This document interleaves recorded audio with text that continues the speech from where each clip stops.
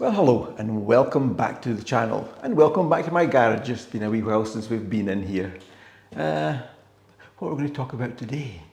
Yeah, the Triumphs mainly the Tiger 900 here.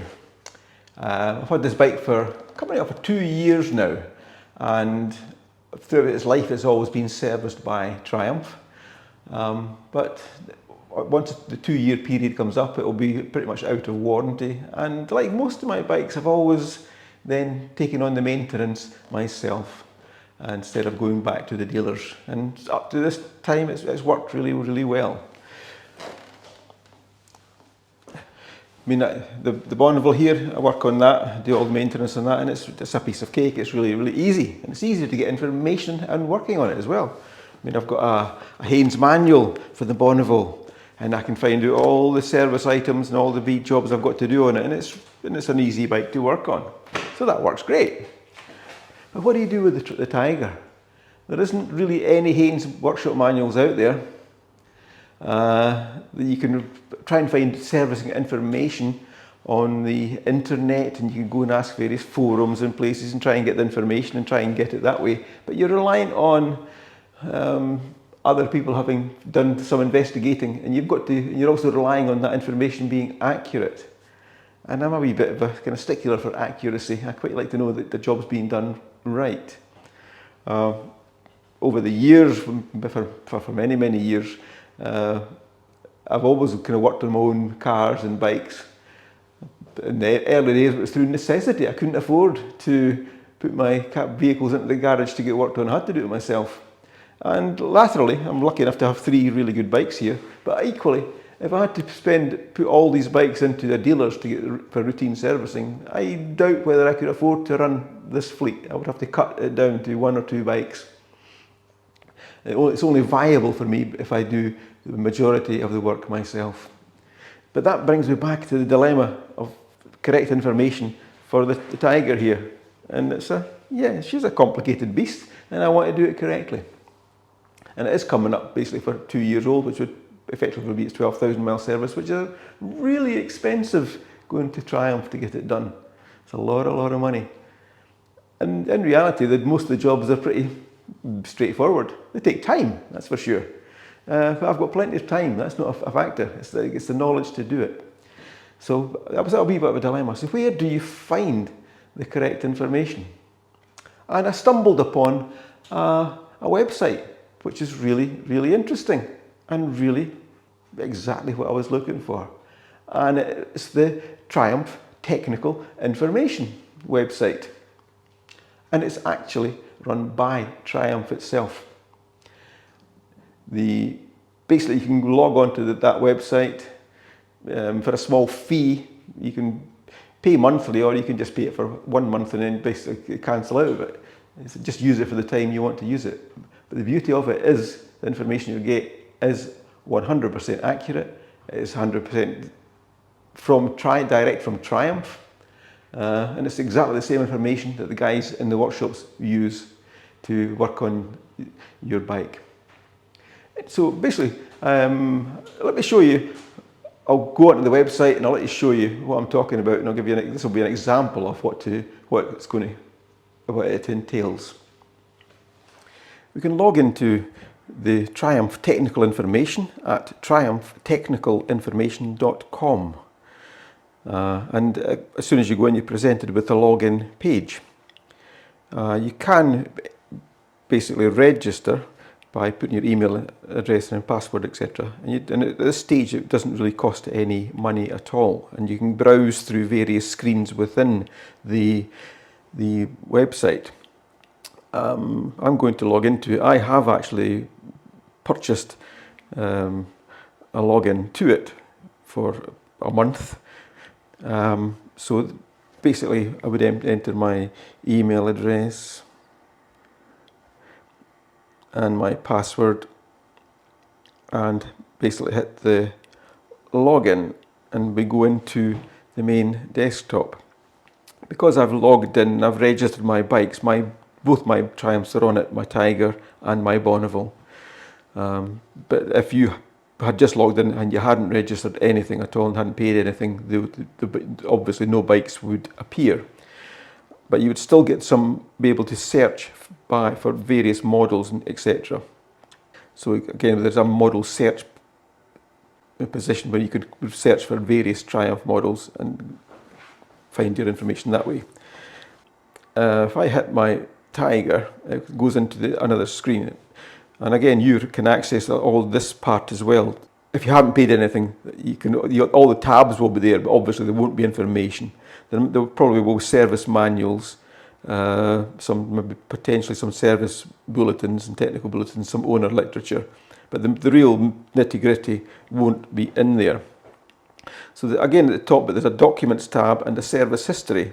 For my bike, if I go into the Service History, I can see where all the services that have been done by Triumph and where they were done, and the dates, etc. So that's all logged on this, and there's no important documents. There's no action needed required at all.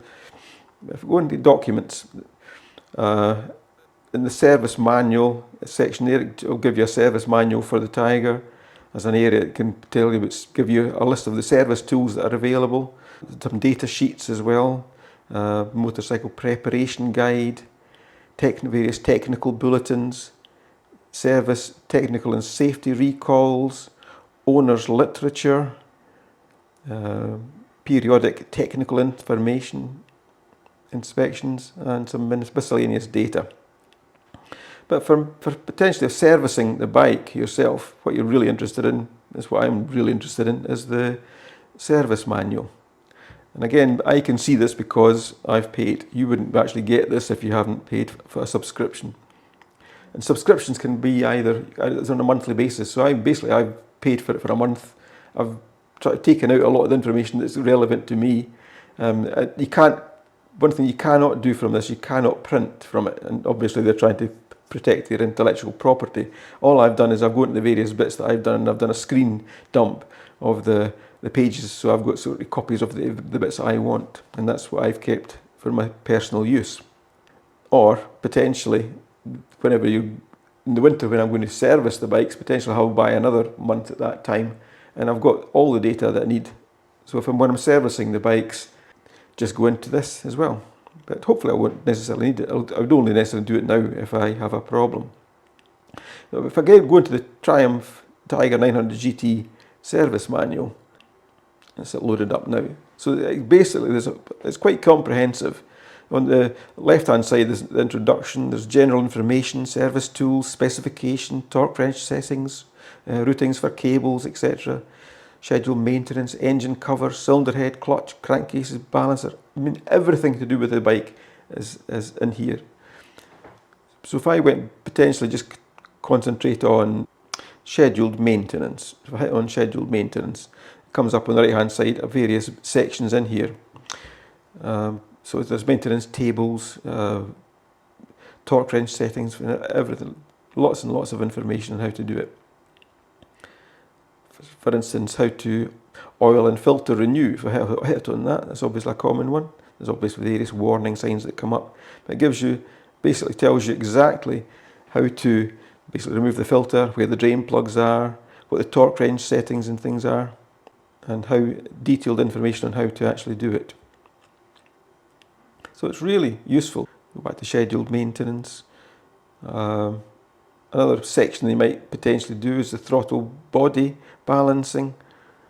Again, it shows the throttle bodies, and it shows where the balancing screws are and how to actually adjust the throttle bodies and what the potential pressures. There's give you an example of ones that are out of sync, and you would be trying to balance them up to potentially around about the 450. So they would all be potentially balanced to the three, cylinder 1, cylinder 2 and cylinder 3.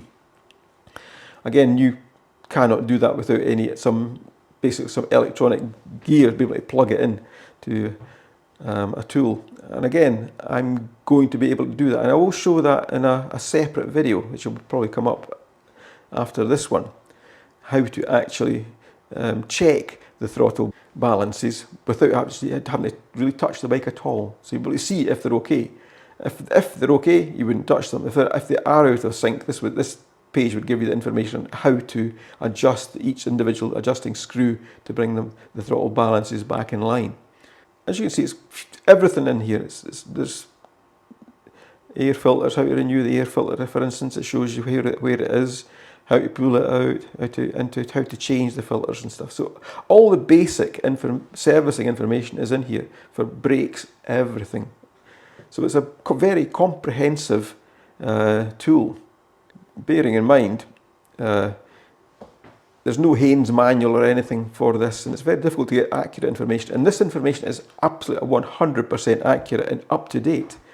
Any changes in it would be updated. So you're getting it live from Triumph. It's a brilliant tool. Again, there's owner's literature, it'll give you handbooks, etc. If you haven't got one. Technical bulletins. Most up-to-date technical bulletin is what... It's basically Triumph diagnostic tool, new features for their diagnostic tools. Again, we don't have access to that one.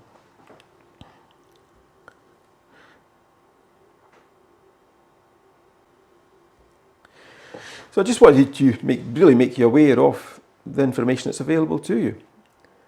And I can't remember the price offhand. I'll have to look up what I paid, but it's not a lot of money to actually pay for it. You can pay for a single bike, or you can pay for more than one bike.